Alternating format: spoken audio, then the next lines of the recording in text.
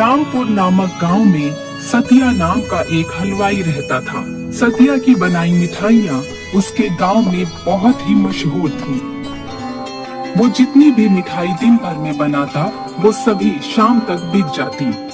उसके गांव के अलावा आसपास के गांव के लोग भी सतिया की मिठाई के दीवाने थे। अरे सतिया भैया, जल्दी से 2 किलो मिठाई पैक कर दो।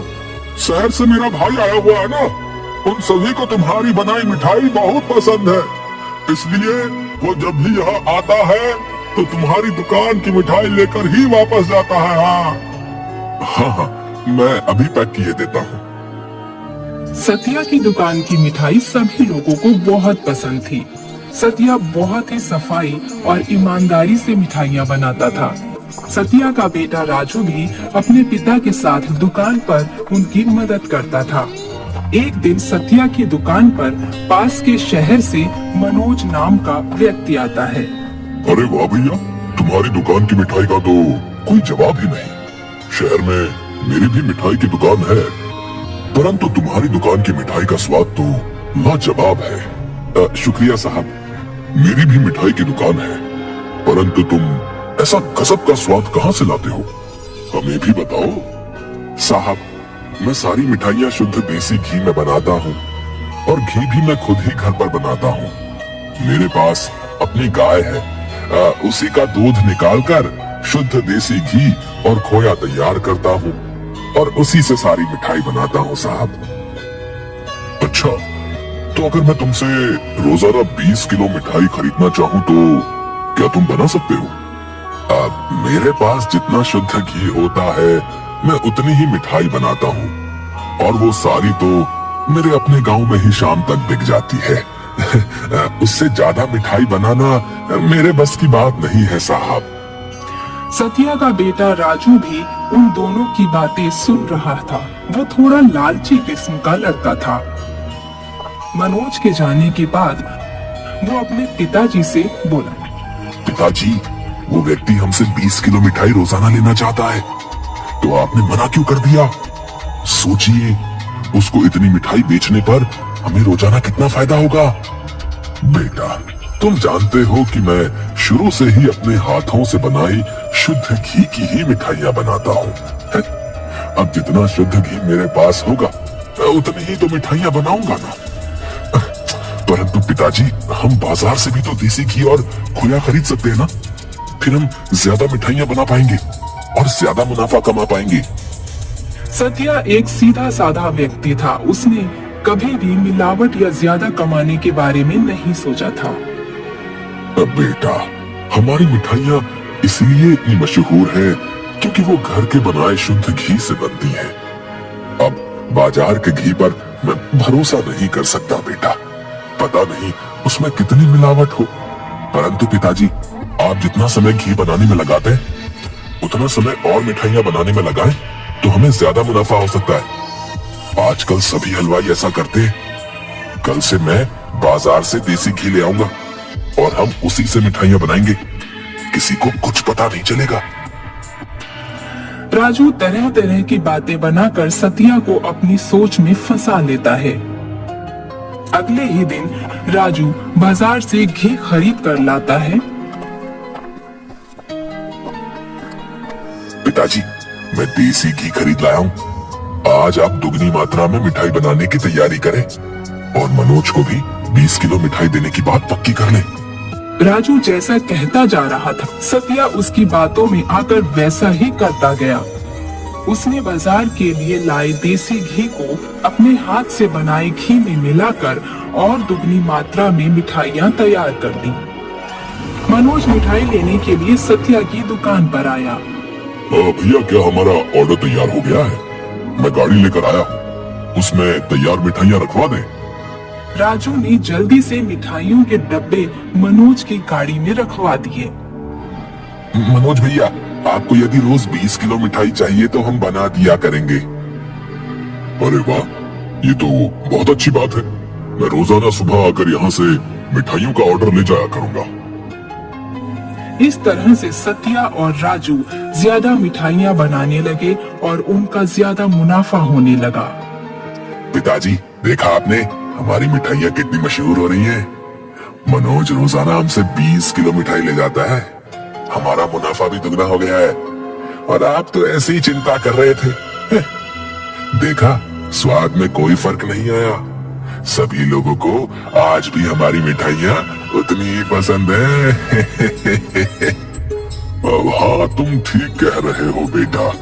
मैं बेकार ही इतनी मेहनत करता रहता था। घी बनाने में, मिठाई बनाने में अब मुझे कितनी मेहनत लगती थी। अब बाजार से घी लेकर हम आसानी से मिठाइयाँ बना रहे हैं और ज्यादा मुनाफा कमा रहे हैं। सतिया का काम बहुत अच्छा चल रहा था। गांव में भी उसकी मिठाइयाँ खूब बिकती थी और शहर से भी ऑर्डर आता था। और देखते ही देखते सतिया पैसे वाला बन गया और उसने कुछ और लोगों को काम पर भी रख लिया था। उसकी बनाई मिठाइयों की मांग दिनों दिन बढ़ने लगी। मिठाइयों की बढ़ती हुई मांग को देखकर राजू सतिया से कहता है, पिताजी, हमारी दुकान पर मिठाइयों की मांग दिनों दिन बढ़ती जा रही है। मैं सोच रहा हूँ कि हमें शहर में मिठाइयाँ सप्लाई करने के लिए बाजार से ज्यादा खोया खरीदना पड़ेगा। अब हाँ, ठीक है बेटा, बाजार से बना बनाया खोया ले आओ और जितनी भी मांग मिठाई की है उसे पूरा करो। कुछ दिनों बाद उनकी दुकान के पड़ोस में राघव नाम के हलवाई ने भी मिठाई की दुकान खोल दी। राघव अपनी दुकान पर आने वाले ग्राहकों को शुरू में काफी डिस्काउंट देने लगा। देखो भैया, जो भी हमारी दुकान से मिठाई खरीदेगा हम उसे डिस्काउंट देंगे। जो जितनी ज्यादा मिठाइयाँ खरीदेगा उसे उतना ही ज्यादा डिस्काउंट मिलेगा। इस तरह से राघव ने पूरे गांव भर में मिठाई की चर्चा करवा ली और उसकी दुकान खूब चलने लगी। राघव एक चालाक आदमी था। उसने सोचा कि यदि मैं सतिया की दुकान बंद करवा दूं तो मुझे और ज्यादा मुनाफा होगा।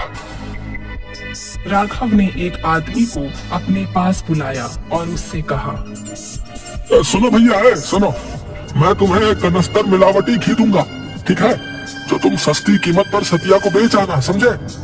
इस काम के लिए मैं तुम्हें अलग से पैसे दूंगा, क्या समझे? वो आदमी मिलावटी घी का कनस्तर लेकर सतिया की दुकान पर जाता है और उसे बातों में फंसाकर वो कनस्तर राजू को बेच आता है।